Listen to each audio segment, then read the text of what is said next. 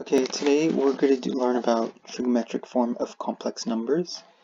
So, before we start anything, I just want to go over some formulas, because when I do the problems, I might not show you the formulas. I'll just put it in the formulas. So, if you already know the formulas, you could just pass by or skip through. But if you don't, you could just listen. So, okay, so the trigonometric form of complex number. So if z equals a plus bi is a complex number, then the trigonometric form of z is z equals radius times cosine theta plus I sine theta, where radius equals square root of a squared plus b squared, and theta is an angle in standard position whose terminal side contains the point a comma b, and then a equals r cosine theta, or b equal r sine theta. So if this sounds foreign, it's okay. We will do the problems and it'll make all sense. So the absolute value of a plus bi is the absolute value of a plus bi equals square root of a squared plus b squared. And then the product and quotient of complex numbers theorem. So basically it's z equals r1 times cosine theta plus I sine theta, and z2 equals r2 cosine theta squared plus I sine theta squared. Then z1 times z2 is equal to r1 times r2 equals, r1 times r2 times bracket cosine theta plus theta 2 plus I sine theta plus theta 2. And then the quotient is z1 over z2, which is r1 divided by r2 times bracket means I'll multiply everything, cosine theta 1 minus theta 2 plus I sine theta minus theta 2. So if you can, you could just write down all these formulas, because we're going to need all these formulas when we do the problems. So let's start with the first problem. So it says graph each complex numbers and find its absolute value. So we got to graph. So first let's graph it this in a simple Cartesian plane, right? Or Cartesian plane. So we're dealing with 3 plus 3i. It's just like the how you would plot it in a simple Cartesian plane. So you could think of 3 as the x value, right?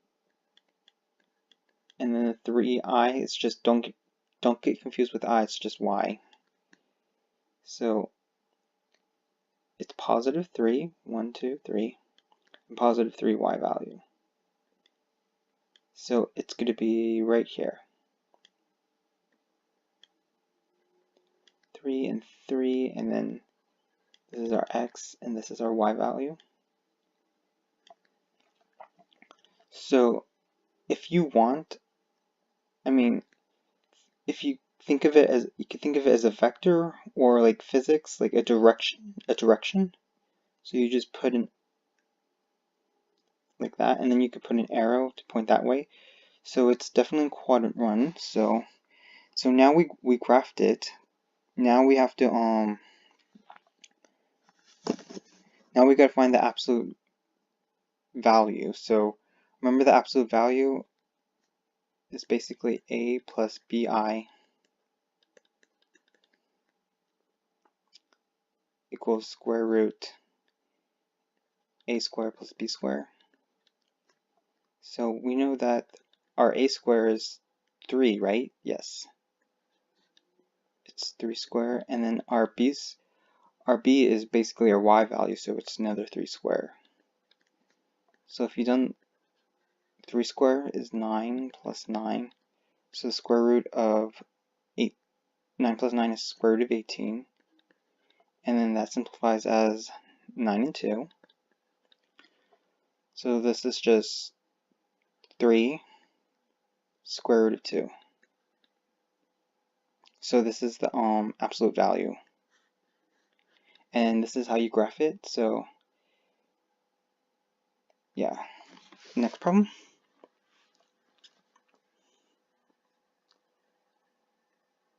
So now it says write each complex numbers in trigonometric form using degree measurement for the argument. So we have 3 minus 6i. First, the first step, what I'm going to do is graph it in the Cartesian plane. The reason why I'm graphing it in the Cartesian plane, because later on you're going to have to figure out what degree it is, and then you need to know which quadrant it is. So that's why I like graphing it first. So 3, 1, 2, 3, and then negative 6 down. 2, 3, 4, 5, 6. So it's right here. So this is 3 minus 6. And then you can think of this as the A and this is the B. And then you can make it as a vector.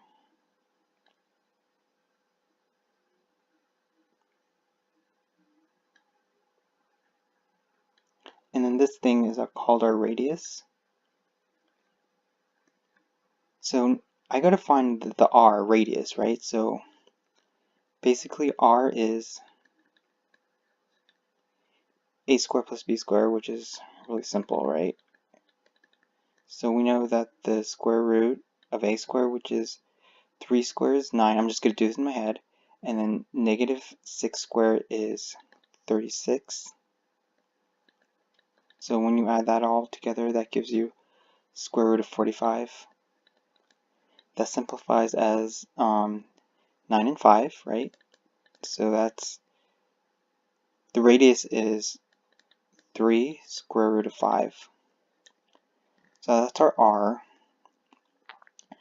Now, now I gotta find theta, because we want to write this in the complex number. So let's find theta. So I'm gonna find theta by using this formula, A equals R cosine theta. So we know that the A is 3, and our radius is 3 root 5 times it by cosine theta. Let's see if we divide it. We want to find theta, so we're going to have to divide everything by 3 root 5. So we have cosine theta equals 3 divided by 3 root 5. And then remember, to get theta, you just take the inverse of both sides. So theta is cosine inverse of this whole thing. Okay, so that gives me 63.434, right?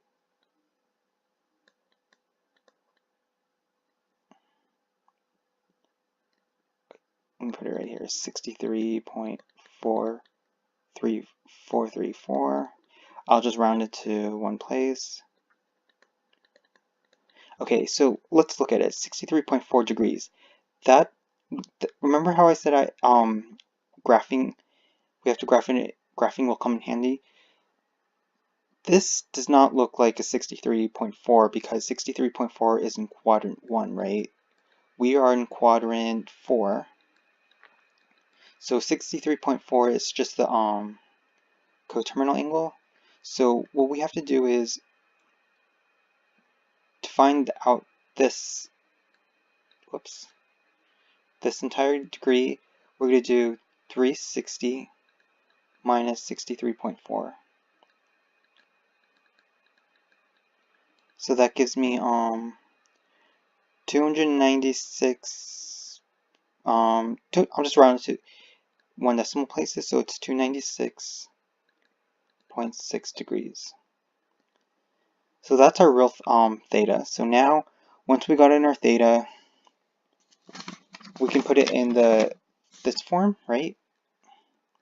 We can put it in this form because this is the complex form. So z equals r times cosine theta plus I sine theta. So we know that this is our z, right? So it's 3 minus 6i equals, and we know the radius is this, 3 times root 5 times cosine theta, which is, we agreed it's 296.6 degrees, plus I sine theta, which is 296.6.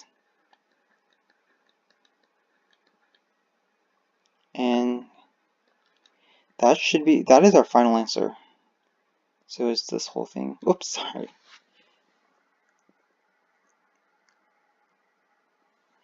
It's this whole thing.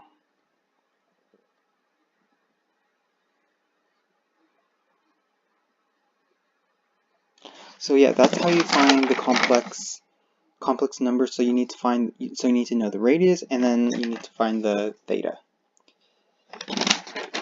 Okay, next problem. So it says write each complex number in the form of a plus bi. Okay, so we have square root of 6 times cosine 60 degrees plus I sine of 60 degrees. This is really simple. We just okay, first of all, I know where 60 degrees is right here. So this is 60 degrees. What coordinates does it have? It has the coordinates of x of 1/2 and then y of root 3 over 2.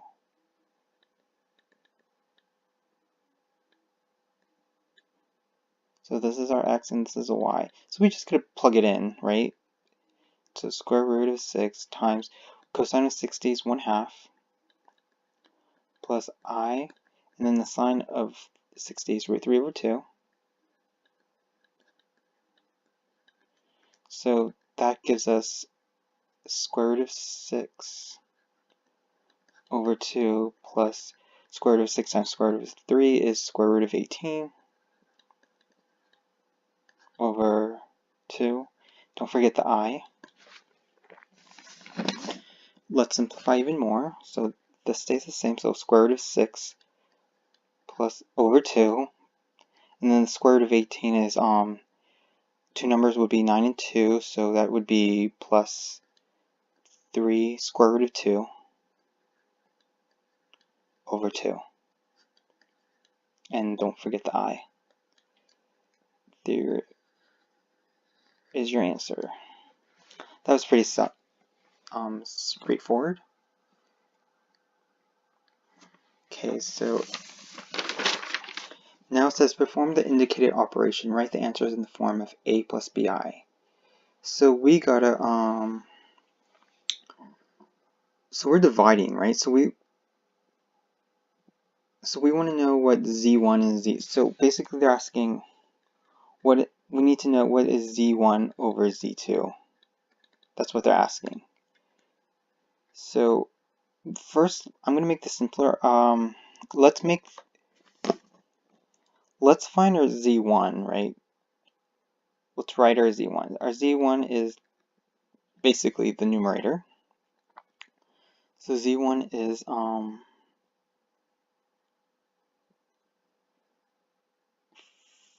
4.1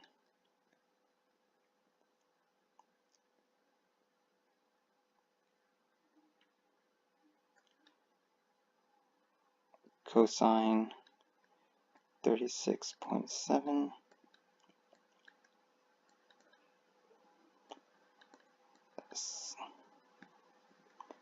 sine of 36.7, and then our z2 is the numerator, the denominator, so it's 8.2 cosine 84.2 degrees plus I sine of 84.2.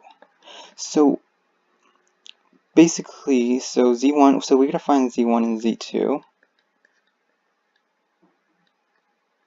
So if you go back to the beginning, it had these it had the quotient formula. So I'm just going to plug it in. I'm not going to write that down the whole formula because it's kind of long. So if you want, you could just go in the front. So I'm just going to plug it in, put everything in the formula. So it's 4.1 divided by 8.2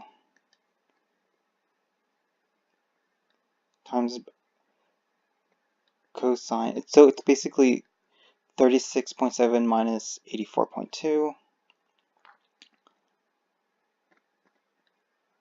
36.7 minus 84.2 plus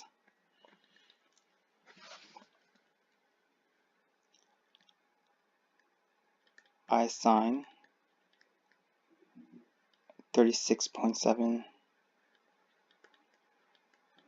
minus 84.2.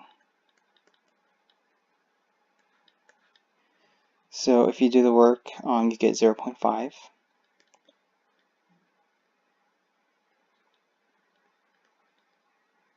Cosine of that becomes negative 47.5 plus I sine of negative 47.5. And if you do, you would get 0.377 minus 0.3686 I. And then I'm just going to round it to 2 decimal places, so 10 to the hundreds places. So that's 0.34. So this should be 337. So it's 0.34 minus 0.37 I.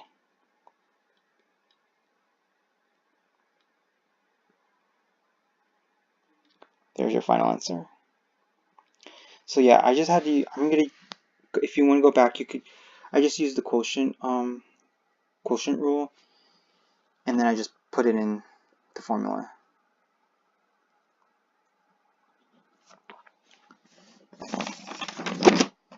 So the next one says find Z1 times Z2 and Z1 divided by Z2. For each complex numbers using the trigonometric form, write the answers in the form a+bi. So this is gonna be, this is a longer one, so I might have to erase. So first, there's like two problems. Like, you have a Z1 and a Z2, right? So first, I will draw it in the Cartesian plane. So it doesn't have an A, so it's just 0 and then 3. 1, 2, 3.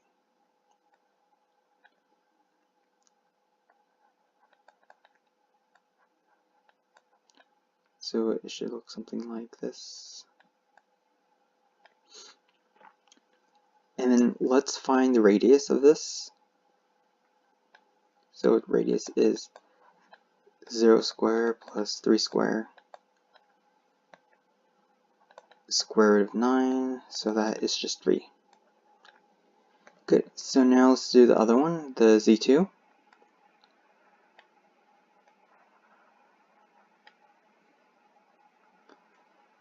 So that's Z2 is 1 and 1. So here's 1, and then here's another one.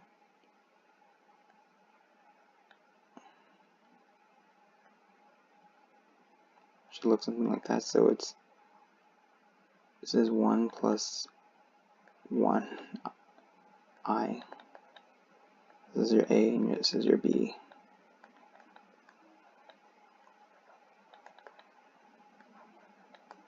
Good. Now the next step I would do is I would have to find theta.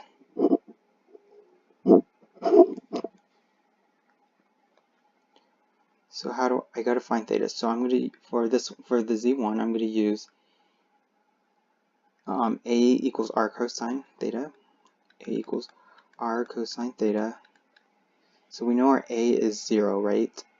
So 0, and then our radius is 3 cosine theta. Divide everything by 3. So that gives us 0 equals cosine theta. And then if you take the cosine inverse of each side, so theta equals cosine inverse of 0. So what degree in radians is going to give you cosine of 0, which is 90 degrees, right? Or you could use pi halves. I'm just going to use degrees. So it's theta equals 90 degrees. Let's go over, let's find theta for this one. So we know that our a is 1. Did we find the radius? No, I didn't find the radius. Let's find the radius. So radius equals square root of 1 square. So 1 square is just 1, right? And then another 1 square is 1, so that equals square root of 2. So now we can find theta. So a is 1 equals radius, which is square root of 2, and then cosine theta. Divide everything by square root of 2.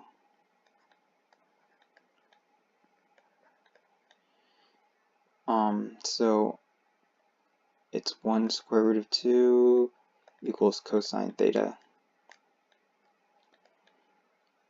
I can rationalize this, right? I don't want this one, I want to rationalize the denominator, so that'd be square root of 2, right? If I multiply top and bottom by square root of 2, you get square root of 2 over 2 cosine theta. And then theta, if you take the inverse of everything, theta should equals cosine inverse of square root of 2 over 2.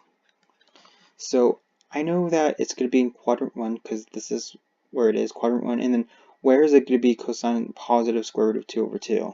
Pi over 4, right? Or 45 degrees. So theta equals 45 degrees, or pi over 4, whatever you like.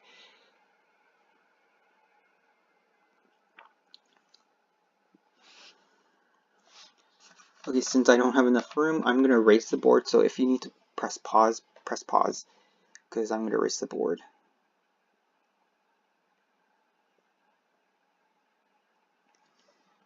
So now we know that z1 equals 3 cosine of 90 degrees plus I of sine of 90 degrees. And then z2 is square root of 2 cosine of 45 degrees plus I sine of 45 degrees.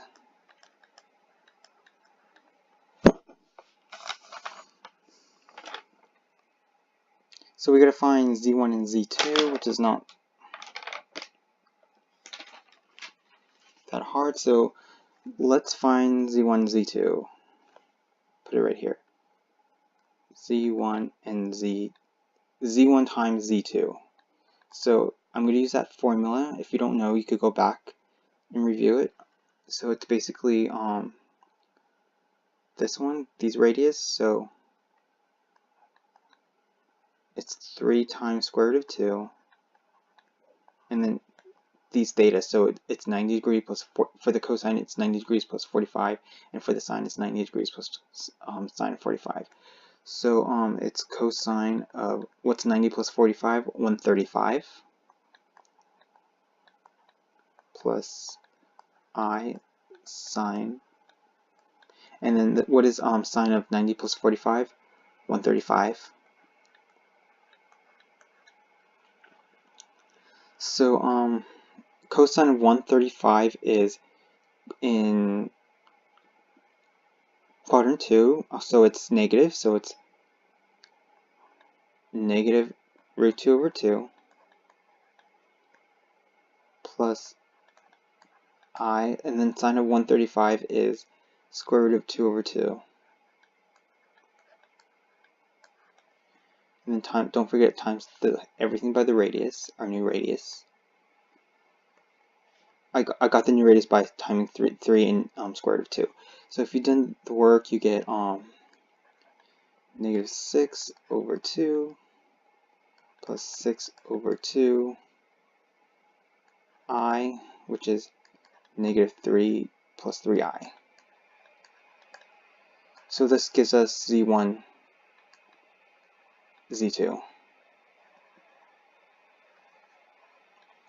Now we got to find Z1 over Z2. Z1, I'll put it on the right, so Z1 over Z2. Now we're gonna have to divide. So here's a radius, so 3 square root of 2, so we're gonna divide that.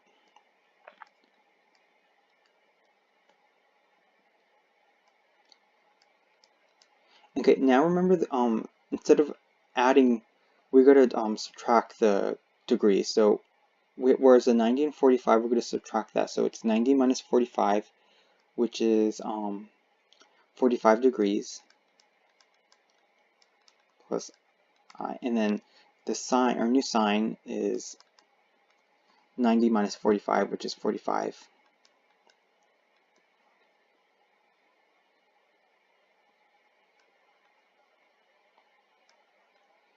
So we know that the cosine of 45 is just square root of 2 over 2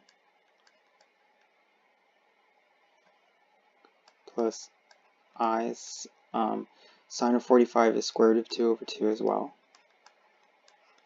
And then times everything by 3 square root of 2. So you know those square root cancels, so you get 3 over 2 plus, and then the square root cancels, so it's 3 over 2 I, and then 3 over 2 is the same thing as 1.5 plus 1.5 I, and that gives us our Z1 over Z2.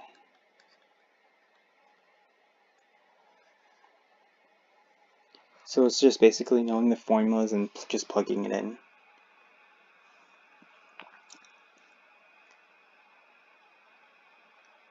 Our final one, our 69.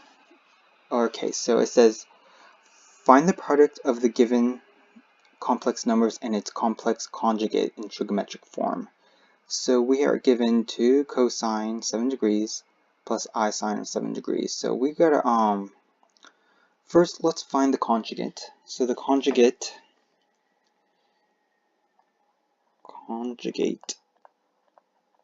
is this 2 cosine of negative 7 degrees and then plus I sine of negative 7 degrees. So I will multiply the moduli and then adding the arguments. So it's basically what we're doing is, here I'll show you. So I'm going to multiply 2 cosine of 7 degrees plus I sine of 7 degrees times the conjugate, which is 2 cosine of negative 7 degrees plus I sine of negative 7 degrees. So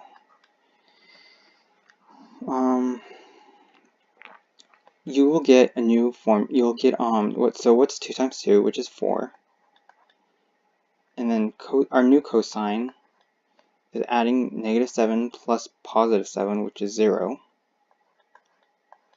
plus I of sine, and then you have a positive 7 degrees and a negative 7 degrees, so that still becomes 0, right?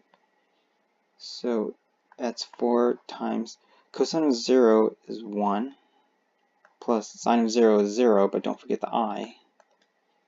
So that's just 4. Final answer is 4. And yep, that's it for this section.